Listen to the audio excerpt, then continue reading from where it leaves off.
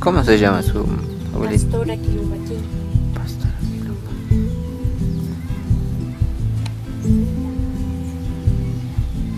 ¿Cuántos años tiene su? Va a tener 102. 102 años. 102 años. En el internet hay algunas publicaciones de ella. ¿Sí? Sí.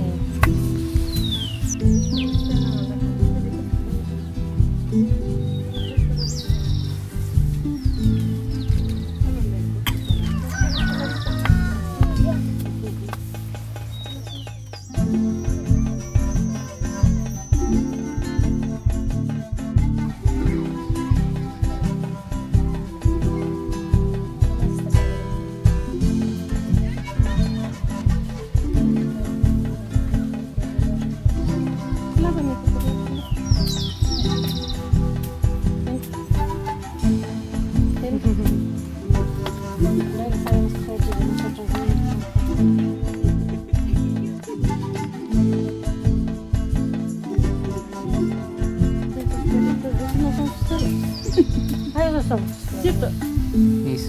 Vive solita aquí. Todos ahí vamos a ver. Todos vivimos. Yo vivo acá al ladito. Es cuando mi mami no está, nosotros le damos comida. A veces la Laura y a veces mi tía.